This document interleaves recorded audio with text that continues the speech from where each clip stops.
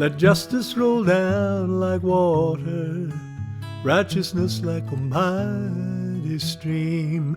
For our grandsons and granddaughters, remember to remember the dream. Welcome to Songs and Stories from Home, as we continue to remember the dream.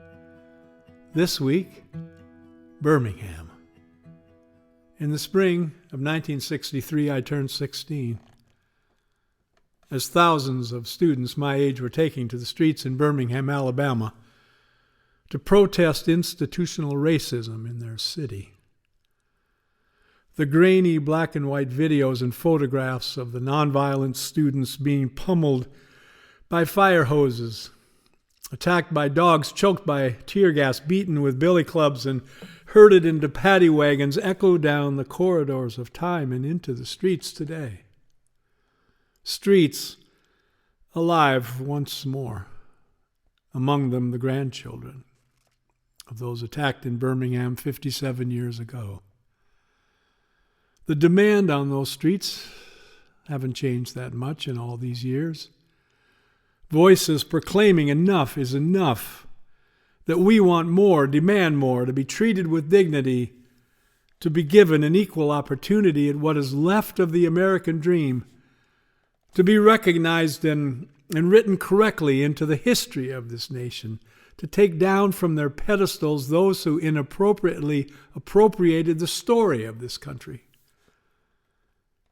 For many people my age, this may be our last chance to say our piece, to make peace with ourselves, with our past, with our grandchildren's future. What will we choose? Will we choose to align ourselves with those who want to make more true the lasting words of the Declaration of Independence, that we are all created equal? Agree with the scriptures that proclaim all equally precious in the eyes of that Creator? Will we stand with those who kneel and pledge allegiance to a flag that once and for all offers liberty and justice for all?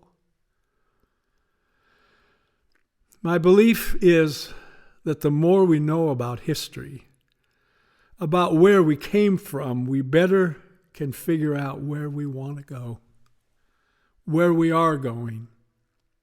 And that's why I think it's important to remember the dream. This week, Birmingham.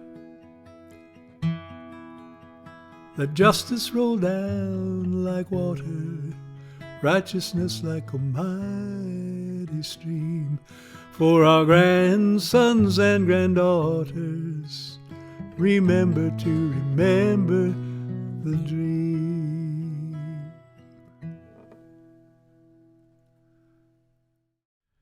At first glance, Kelly Ingram Park in Birmingham, across the street from the 16th Avenue Baptist Church, appears to be a tranquil place. Doesn't take long to realize the scenes represented by the park's metal sculptures are far from peaceful. Children, pummeled by high-pressure water hoses, attacked by police dogs, put behind bars. As our group walks quietly around the park, it matters that our pilgrimage is represented by a large group of young college students, close to the ages of those depicted in those steely, silent scenes. By the 1960s, Birmingham had earned the nickname Bombingham. And in the spring of '63, longtime activist Reverend Fred Shuttlesworth led a boycott to pressure business leaders to open employment to all and end segregation. When they resisted, Shuttlesworth invited Dr. King to join him. What became known as Project C for confrontation began on April 3rd and is considered a model for nonviolent direct action.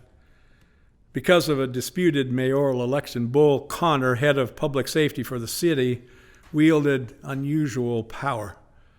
And on April 10th, Connor obtained an injunction which King and Shuttlesworth defied. The boycott continued as Easter approached, and on Good Friday, Dr. King was arrested. During his incarceration, he wrote what became known as a letter from the Birmingham jail, responding to 8 local ministers who had objected to his coming to their town. At the same time, James Bevel, SCLC's director of direct action, made a controversial decision.